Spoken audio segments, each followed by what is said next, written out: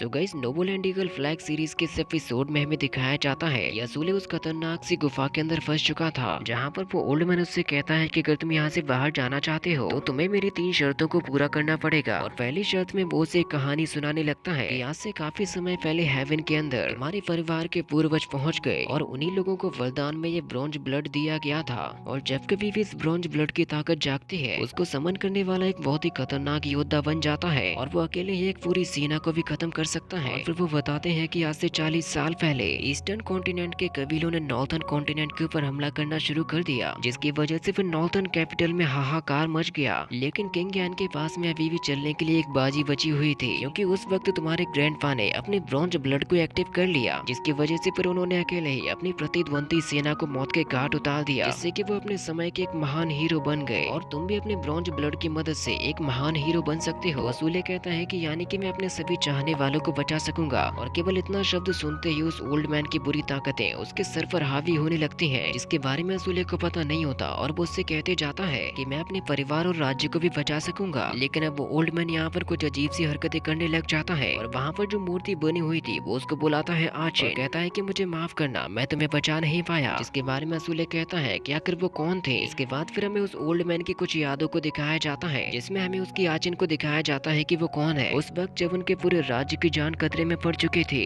तब bronze blood योद्धा ने अपने पूरे प्रतिद्वंदियों को खत्म कर दिया। लेकिन वो उसके ऊपर हावी हो जाने की वजह से जब उसके सामने आचिन मोटू आ जाती है, तो वो ब्रॉन्ज ब्लड उसको भी खत्म कर देता है। और आचिन उससे कहती है कि तुम कभी भी एक महान हीरो नहीं बन पाओगे। और ओल्ड मैन चिल्लाते हुए कहता है कि मुझे और ज्यादा टॉर्चर मत करो, आज के बाद मैं कभी भी ऐसी गलती नहीं करूंगा। और ये सारी की सारी बातें सुनकर असूले डर रहा था कि आखिर इसको हो क्या गया है। वो ओल्ड मैन असूले से कहता है कि तुम्हें क्या लग रहा है, क्या मैं तुमसे यहाँ पर मजाक कर रहा हूँ? और अभी मैंने तुम्हें ब्रॉन्ज ब्लड की पूरी कहानी नहीं सुनाई थी, क्योंकि ब्रॉन्ज ब्लड की असली ताकत सामने आने पर ही पता चलता है कि इस दुनिया में उससे बुरी और कोई भी ताकत नहीं है। इसीलिए वो गुस्से के साथ में असूले के ऊपर हमला करने के लिए भागता है और कहता है कि तुम्हारे शरीर में भी ब्रॉन्ज ब्लड है, इसीलिए आज मैं तुम्हें यहीं पर खत्म कर दूंगा। और वो उसे मारने के लिए उसके पीछे भागने लगता है, लेकिन उसके जंजीरों से बंधे होने की वजह से वो ज्यादा आगे की तरफ नहीं आ पाता। इसीलिए वो असूले से कहता है कि मेरे पास में आओ, क्योंकि तुम्हें बचाने का केवल एक ही तरीका है कि तुम्हें खत्म कर दिया जाए। तुम्हारे शरीर का ये ब्रॉन्ज ब्लड तुम्हें पागल बना देगा। तुम उन सभी को खत्म कर दोगे जिनसे तुम प्यार करते हो, क्योंकि तुम आगे चलकर पागल हो जाओगे। लेकिन असूले उससे कहता है कि मैं नहीं, बल्कि तुम पागल हो चुके हो। तो ओल्ड मैन उसे बताता है कि ब्रॉन्ज ब्लड बहुत ही खतरनाक डेविल की पावर को समन कर सकता है। तुम्हें क्या लगता है लोग तुम्हें डिजास्टर स्टार गूजवान क्यों कहते हैं? इसी वजह से। और फिर थोड़ी ही देर में वो ओल्ड मैन शांत बैठ जाता है और उससे कहता है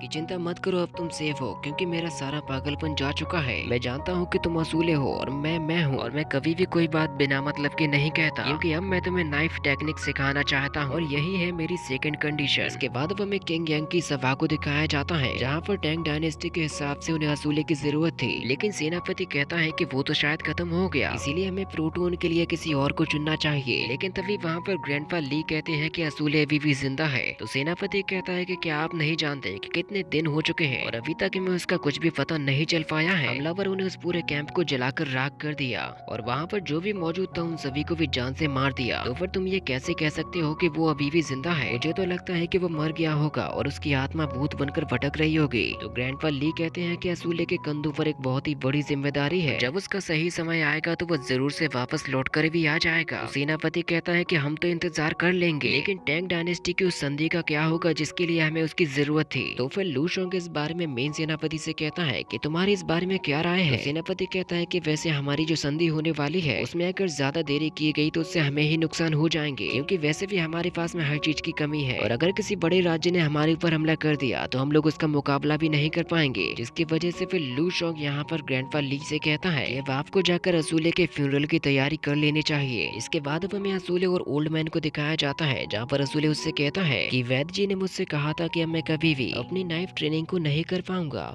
तो फिर ओल्ड मैन उससे कहता है कि तुम्हें पहले अपने शरीर की सारी शक्ति को गले लगाना होगा, जिससे कि तुम एकदम ठीक हो जाओगे। और क्या तुम जानते हो इस दुनिया में सबसे ज्यादा ताकतवर स्वॉर्ड टेक्निक कौन सी होती है? वो टेक्निक जिसको समन करने वाला बंदा अपनी स्वॉर्ड की मदद से एक सर्कल को बना दे। और ऐसा कर पाने की शक्ति किसी भी इंसान के अंदर उसके जन्म से ही होती है। इसीलिए मैं ये कहता हूँ कि तुम्हें तो कुछ भी सीखने की जरूरत नहीं है, तुम केवल वो देखो जो तुम सीखना चाहते हो। इसीलिए मुझ पर फोकस करो और सीखो। जिसके बाद फिर असूल यहाँ पर सबसे पहले उस रिचुअल को कम्प्लीट करने लग जाता है, जिसके मंत्र खतरों के बारे में ओल्ड मैन असूले को बताता है और उसकी गलती करने पर वो उसको डांटता भी है क्योंकि वो एक वसूर फैमिली का मेंबर है और उसकी किस्मत में लिखा है कि वो इस धरती पर एक फरिश्ता बन के आया है। और इसी के साथ में यह पार्ट भी यहीं पर खत्म हो जाता है। इसका नेक्स्ट पार्ट बहुत ही जल्द लाया जाएगा।